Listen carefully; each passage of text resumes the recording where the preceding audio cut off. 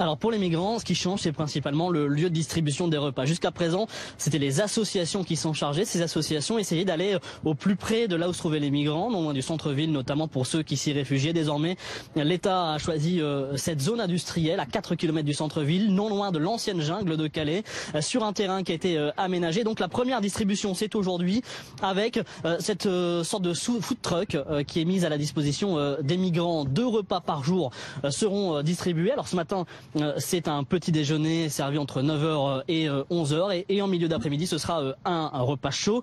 Jusqu'à présent les associations distribuaient entre 500 et 600 repas par jour. Cette fois l'État table sur un petit peu moins. Écoutez Stéphane Duval, il est le président de la Vie Active.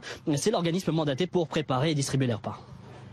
On table sur 350 personnes présentes sur la zone. Maintenant, bien évidemment qu'on ne va pas se cantonner à 350 repas, c'est-à-dire qu'on a prévu plus et on a une capacité de réactivité, c'est-à-dire qu'on est en capacité d'aller rechercher s'il faut des plats qui seront chauffés très rapidement si le besoin s'en faisait ressentir. On ne va pas être à court et on n'a pas prévu que 350 repas, on en a prévu bien sûr plus.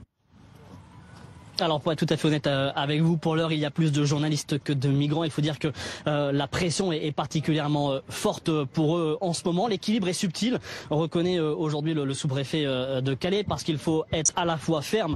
Les migrants sur le papier qui n'ont pas lancé de démarche de demande d'asile n'ont en soi rien à faire ici, mais la réalité fait qu'ils sont bel et bien présents, que l'État se doit de les accueillir correctement. C'est donc une première démarche aujourd'hui avec cette première distribution, une démarche symbolique voulue par le chef de l'État annoncée lors de sa venue ici à Calais le 16 janvier dernier.